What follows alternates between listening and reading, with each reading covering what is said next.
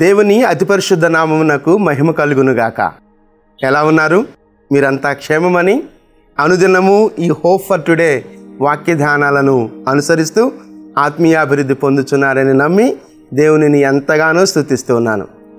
దేవుడు మాకు చూపుచున్న కృప ప్రార్థనాపూర్వకంగా మీ ముందుకు ఈ హోప్ ఫర్ టుడే వాక్య ధ్యానాలను తీసుకొని వచ్చుట.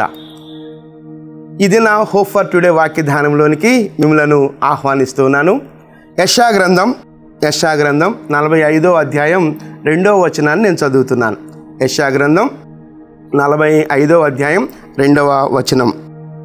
నేను మీకు ముందుగా పోవచ్చు, మెట్టగానున్న స్థలములను సరళము చేసేదను, ఇత్తడి తలుపులను పగులగొట్టెదను, ఇనుప గడియలను విడగొట్టెదను. ఇది ఒక వాగ్దానంతో కూడినటువంటి మాట.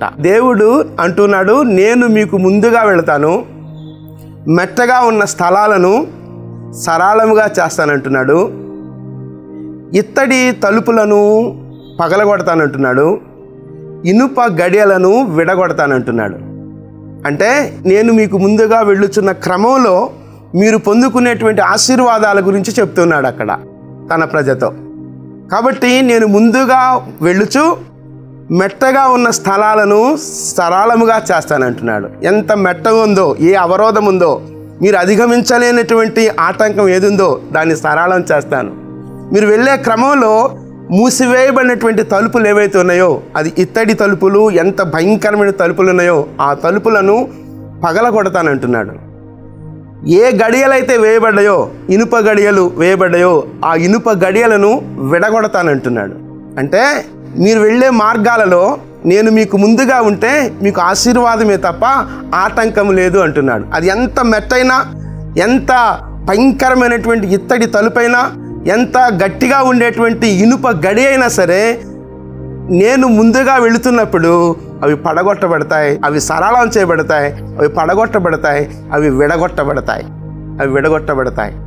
ఈ మాటను బట్టి మన జీవితాల్లో కూడా ఒక ప్రోత్సాహకరమైనటువంటి ఆశీర్వాదకరమైనటువంటి అనుభవాల్లోనికి మనం వెళ్ళాలి. ఎలా అంటే, మన జీవితాల్లో దేవునికి మొదటి ప్రాధాన్యత ఇచ్చినప్పుడు, మన ప్రాధాన్యత క్రమాలలో మొదట దేవుడు ఉన్నప్పుడు, మన మార్గాలలో మొదట మనం దేవుని మొదటగా పెట్టుకొని మనం వెళ్తున్నప్పుడు మనం ఎదుర్కొనేటువంటి ఆటంకాలను ఆశీర్వాదంగా మార్చే దేవుడు మన దేవుడు. అది ఎంత పెద్ద ఆటంకమైనా సరే, ఎంత పెద్ద మెట్టైనా సరే దాన్ని సరళముగా చేస్తానంటున్నాడు కదా. అలాగే ఎంత ఇత్తడి తలుపులు, అది ఎంత భయంకరమైనటువంటిది, ఇక క్లోజ్ అయిపోయినాయి, ఇక ఈ తలుపు ఇంకెవరు తెరవలేరు నా జీవితంలో, ఈ మార్గంలో, లేకపోతే ఈ ఆశీర్వాదం మూసివేయబడింది అన్నప్పుడు ఆ తలుపులు నేను పగలగొడతానంటున్నాడు. గొప్ప ఆశీర్వాదం. ఈ స్థితిలో నాకు ఆశీర్వాదం ఇక లేదు అనుకొని మనమే క్లోజ్డ్ మైండ్తో ఉన్నట్లయితే, ఇదిగో దేవుడు ఆ ఆశీర్వాదాన్ని ఓపెన్ చేస్తున్నాడు. ఎలా అంటే, ఆ ఇత్తడి తలుపు ఎంత పెద్దదైనా, ఎంత భయంకరమైనదైనా ఆ తలుపును పగలగొడతానంటున్నాడు. ఇనుప గడియలు వేయబడ్డున్నాయి. ఆ ఇనుప గడియను తీయడానికి ఎవరి తరం కాదు అన్నట్లుగా, ఎవరు ఈ పరిస్థితిలో నాకు సహాయం చేయలేరు అన్నట్లుగా, ఆ పరిస్థితుల్లో దేవుడు అంటున్నాడు, ఇనుప గడియలను విడగొడతానంటున్నాడు.